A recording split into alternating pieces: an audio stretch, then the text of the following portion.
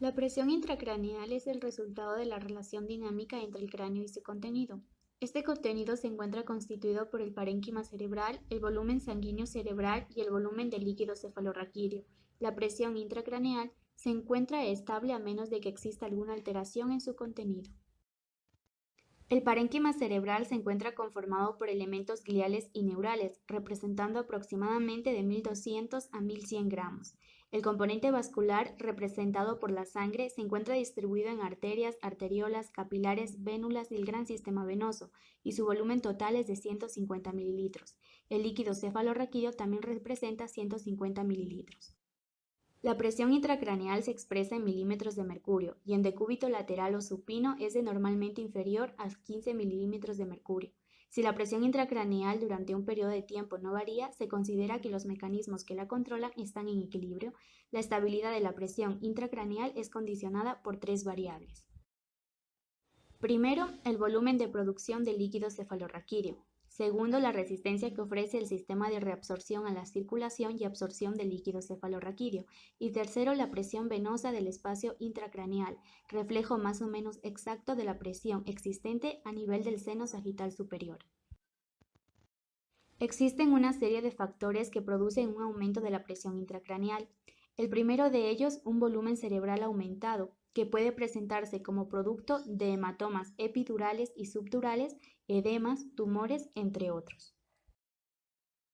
Segundo, un volumen sanguíneo aumentado, ya sea por una obstrucción del sistema venoso, hiperemia, hipercapnia o estados de enfermedad asociadas con aumento del volumen sanguíneo, como el síndrome de Reye. También se puede presentar ante un aumento del líquido cefalorraquídeo, ya sea por una producción aumentada o absorción disminuida del mismo. La presión intracraneal también puede aumentar por otros factores, tales como alteraciones fisiológicas o metabólicas del sistema, así como por respuestas farmacológicas, químicas o emocionales, que se presentan en muchos de los casos. Cuando un paciente presenta un aumento de presión intracraneal, este también presenta una serie de manifestaciones clínicas, tales como las cefaleas, el deterioro mental, hernias cerebrales o alteraciones cardiovasculares y respiratorias. Una de las técnicas más comunes en la clínica son las punciones lumbares. Esta representa una técnica que permite extraer líquido cefalorraquídeo mediante la inserción de una aguja en el espacio subaracnoideo para su posterior análisis y así poder detectar lesiones, infecciones o alteraciones del sistema nervioso central. Hay dos tipos de indicaciones, las diagnósticas, cuya finalidad es determinar la presencia o no de alguna alteración, como meningitis, encefalitis, hemorragia subaracnoidea, enfermedades desmielinizantes, síndrome de Guillain-Barré, tumores y metástasis del sistema nervioso central, medición de la presión intracraneal u otros factores. Por otro lado, las indicaciones terapéuticas para la realización de una punción lumbar son la administración de fármacos, la realización de quimioterapia intratecal, antibioterapia intratecal, la colocación de la anestesia epidural o una extracción del líquido cefalorraquídeo. La punción lumbar también posee contraindicaciones, las cuales son inestabilidad hemodinámica, infección de tejido cercano al lugar de punción, trombocitopenia o diátesis hemorrágica, plaquetas menores a 80.000, aumento de la presión intracraneal, sospecha de alguna lesión del espacio subaracnoideo o alguna intervención quirúrgica a nivel lumbar.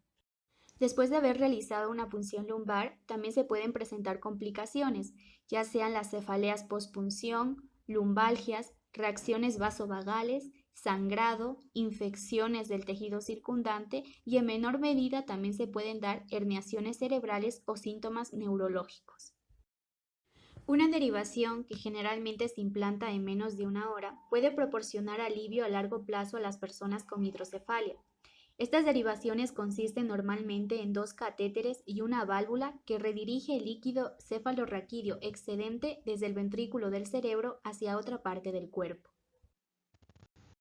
La derivación más común es la derivación ventrículo-peritoneal, en la cual se emplea el peritoneo que recubre el abdomen por su gran capacidad absortiva, ya que es capaz de disminuir la presión intracraneal por el exceso de líquido cefalorraquídeo. Sin embargo, también existen otras derivaciones que se emplean ante una hidrocefalia. La derivación ventricular externa o ventriculostomía representa una medida temporal en el manejo inicial de hidrocefalia. Consta de un tubo que drena el líquido cefalorraquídeo a una bolsa de recolección que se encuentra fuera del cuerpo. Una derivación ventricular externa permite drenar el líquido cefalorraquídeo del cerebro y aliviar la presión rápidamente. La derivación ventrículo-pleural se emplea cuando es imposible utilizar la derivación ventrículo-peritoneal por la pérdida de la capacidad absortiva del peritoneo. La presión intrapleural es subatmosférica a través del ciclo respiratorio, por lo que induce un efecto continuo de succión del líquido cefalorraquídeo disminuyendo la presión intracraneal. La derivación ventrículo-atrial está indicada solo en casos especiales como antecedentes de peritonitis, múltiples intervenciones quirúrgicas abdominales o insuficiencia absortiva del peritoneo. El catéter distal se suele insertar en la aurícula derecha. Hoy en día hay estudios que determinan que la técnica percutánea es mucho más útil, disminuyendo el tiempo quirúrgico y un menor índice de complicaciones. La derivación ventrículo-vesicular se emplea en situaciones donde la derivación ventrículo-peritoneal no es factible por alteración del peritoneo o cuando las derivaciones ventrículo-auricular y ventrículo-pleural están contraindicadas. La vesícula biliar es una buena opción por su capacidad de absorción, le permite manejar hasta 1500 centímetros cúbicos diarios de líquido. Además es un excelente drenaje a través de la vía biliar. Los sistemas de derivación no son mecanismos perfectos. Entre las complicaciones pueden figurar falla mecánica, infecciones, obstrucciones y la necesidad de prolongar o reemplazar el catéter.